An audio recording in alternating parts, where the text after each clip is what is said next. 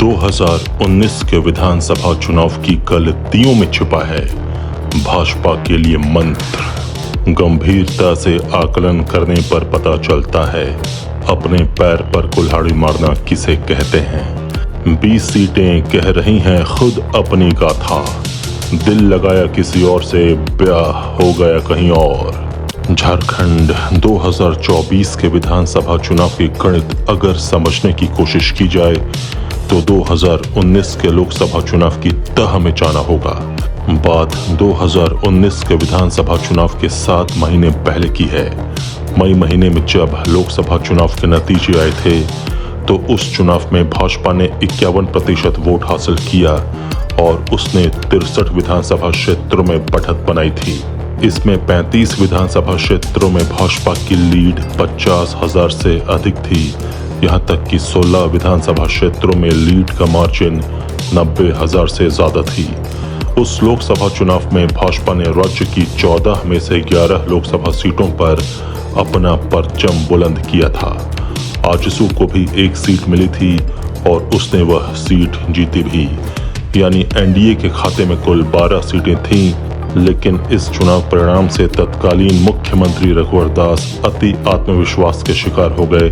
बस यही वो घड़ी थी जिसने भाजपा की जड़ों को कमजोर करना शुरू किया। रघुवर दास को लगने लगा था कि उनकी वाणी से जो भी शब्द निकल रहे हैं या जो भी फैसले वह ले रहे हैं, सब ईश्वरीय शक्ति का प्रताप है। जैसे जैसे 2019 के विधानसभा चुनाव की तारीख नजदीक आ रही थी, रघुवर दास दनादन फैसले ले रहे थे। उनका ध्यान इस ओर बिल्कुल नहीं था कि कौन फैसला पार्टी पक्ष में है और किस फैसले का असर नकारात्मक पड़ रहा है। उस समय चंद अधिकारियों ने रघुवर दास के सामने एक ऐसा सीन प्रस्तुत कर दिया था जिसके अलग वह कुछ देखने की कोशिश ही नहीं कर रहे थे। परिणाम हुआ कि रघुवर दास जमीनी सच्चाई से दूर होते चले गए।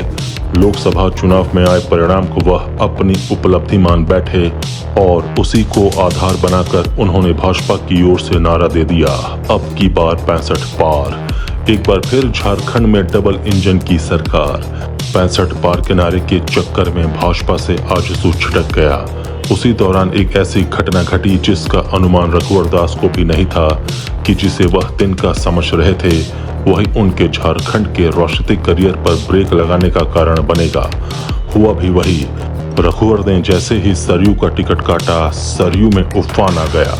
जो रघुवर खुद को राम जैसा ताकतवर समझने की भूल कर रहे थे, वह सरयू के मामूली वेग भी न सह सके और अपनी सबसे सुरक्षित सीट से वह हार गए।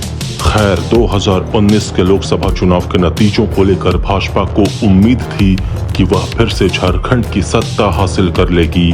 झारखंड का ट्रेंड रहा है कि लोकसभा चुनाव की तुलना में विधानसभा चुनाव में भाजपा का वोट शेयर लगभग 10% गिरता है। अगर वही ट्रेंड रहता तो इस हिसाब से भाजपा का वोट शेयर 51% से घटकर 41% पर टिकता तो भी वह सत्ता में वापसी कर लेती। लेकिन जैसे ही आजसू उससे छिटकी, एक बड़ा वोट बैंक एनडीए से छिटक गया, यानी भाजपा और आजसू में बट गया। गठबंधन हुआ नहीं, एनडीए का कोई वजूद रहा नहीं। विधानसभा चुनाव में आजसू को कुल 8% वोट मिले थे।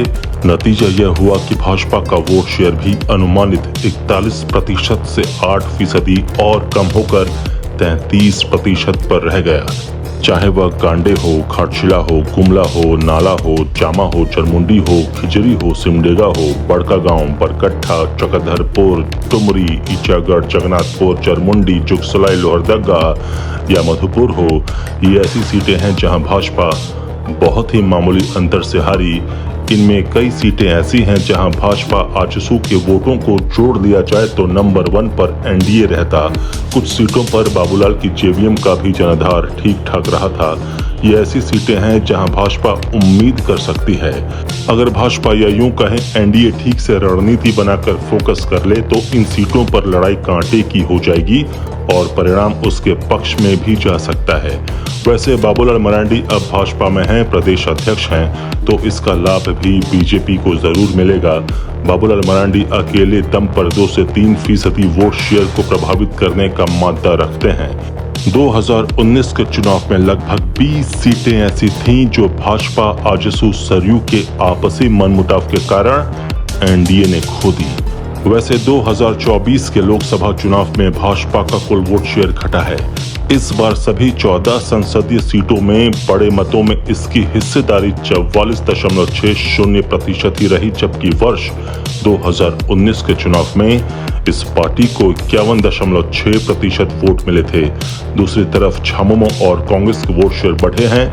इस बार दोनों का वोट शेयर 14.60 तथा 19.19% रहा है। पिछले चुनाव में दोनों का वोट शेयर क्रमशः 11.7 तथा 15.8% ही रहा था। इस चुनाव में आजसू का भी वोट शेयर घटकर 2.62 हो गया। हालांकि वोट शेयर गिरने के बावजूद 2024 के लोकसभा चुनाव में एनडीए को कुल 52 सीटों पर लीड मिली है। इसी को आधार मानकर भाजपा अपनी तैयारी भी कर रही है। पिछले विधानसभा चुनाव में भाजपा के साथ बहुत सारी परिस्थितियां विपरीत थीं। शायद उन परिस्थितियों से भाजपा ने सबक लिया है और अब उन्हें सुलझा रही है। जिस तरीके से भाजपा ने चंपाई सोरेन और लोबिन हेम्ब्रम को अपने पाले में किया है, उससे कोल्हान और संथाल की कुछ सीटों पर असर पड़ सकता है। भाजपा इस विधानसभा चुनाव में एक अलग रणनीति के तहत चुनावी मैदान में उतरेगी। भाजपा जान चुकी है कि शिबू सोरेन और हेमंत सोरेन के खिलाफ उसका कोई भी व्यक्तिगत हमला आदिवासी मतदाताओं में असर नहीं करने वाला। भाजपा यह भी जानती है कि आज की तारीख में आदिवासियों का बड़ा वर्ग हेमंत सोरेन के साथ है। इसे असम के सीएम हिमंता बिस्वा शर्मा भी स्वीकारते हैं। भाजपा को यह भी आभास हो गया है कि इस चुनाव में हेमंत सोरेन के ऊपर भ्रष्टाचार का अस्त्र कोई काम नहीं करेगा, लिहाजा उसने अपनी रणनीति बदल ली है। यही कारण है कि भाजपा कांग्रेस पर हमला करने की पूरी तैयारी में है। भाजपा की उसी रणनीति का हिस्सा रहा चंपाई सोरेन का वह भाषण, जिसमें उन्होंने गुरुजी के खिलाफ कुछ नहीं कहा, हेमंत सोरेन का नाम तक नहीं लिया, झामुमो पर भी उन्होंने निशाना नहीं साधा, बल्कि उससे पहले उन्होंने यहाँ तक कहा कि हम जिस घर को छोड़कर आए हैं वहाँ की एक ईंट भी नहीं लाएंगे।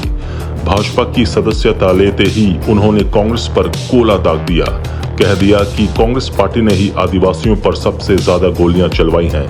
उन्होंने गुआ गोलीकांड का भी ठीकरा कांग्रेस पर फोड़ा, कहा कांग्रेस के कारण ही संथाल परगना में बांग्लादेशी घुसपैठियों ने पैर पसारा है। वे घुसपैठिए आदिवासियों का अस्तित्व मिटाने पर तुल गए हैं। आदिवासी बहन बेटियों की इज्जत पर खतरा पड़ गया है, उनकी जमीनें छीनी जा रही हैं। सीता सोरेन को भाजपा में लेते वक्त जो गलती हुई है, वह गलती को भाजपा दोहराना नहीं चाहती थी। याद रहे, सीता सोरेन भाजपा ज्वाइन करते समय अपना सारा गुस्सा सोरेन परिवार पर उतारा था, पार्टी पर हमला बोला था, जिसे संथाल के मतदाताओं ने घर परिवार की लड़ाई समझकर बिल्कुल नजरअंदाज कर दिया। उस चुनाव में सीता सोरेन को सबसे ज्यादा नुकसान सोरेन परिवार के खिलाफ भ्रष्टाचार के मुद्दे को सामने लाना पड़ गया। दूसरी तरफ कल्पना सोरेन ने बहुत ही प्रभावशाली तरीके से हेमंत की गिरफ्तारी को अपना हथियार बनाया और भावनात्मक अपील के साथ वह मैदान में उतरी। चुनाव में कल्पना की पीड़ा को आदिवासी मतदाताओं ने गंभीरता से लिया। इस चुनाव में भाजपा ने अपनी रणनीति बदली है। उसे पता है कि वह जेएमएम को बहुत अधिक नुकसान नहीं पहुंचा सकती है, लेकिन अगर भाजपा कांग्रेस से आधी सीटें भी झटक लेती है, चंपाई फैक्टर कोल्हान में अपना थोड़ा भी कमाल दिखा दे, आजसू और जेडीयू उम्मीद के मुताबिक परफॉर्म कर दे, तो भाजपा इस विधानसभा चुनाव में भारी पड़ सकती है। जो गलती भाजपा ने 2019 के विधानसभा चुनाव से पूर्व की थी, वह इस बार नहीं दिख रहा है। कुल मिलाकर कहा जा सकता है कि 2019 के विधानसभा चुनाव की तुलना में भाजपा इस चुनाव में बेहतर करती दिख रही है। वैसे इस चुनाव में जयराम फैक्टर भी है, लेकिन इसका असर सिर्फ एनडीए पर ही नहीं, सभी पार्टियों पर पड़ेगा। अगर जयराम महतो अच्छा परफॉर्म करते हैं तो डुमरी, बेरमो और टुंडी में महागठबंधन को ज्यादा नुकसान होगा, क्योंकि ये सीटें अभी गठबंधन के पास हैं। अगर मांडू और बड़कागांव में भी जयराम प्रभावी रहे तो नुकसान गठबंधन को ही होगा, क्योंकि अब जेपी भाई पटेल कांग्रेस में और अंबा प्रसाद भी कांग्रेस विधायक हैं। संभव है जयराम के अच्छा परफॉर्म करने पर आजसू वहां से बाजी मार जाए।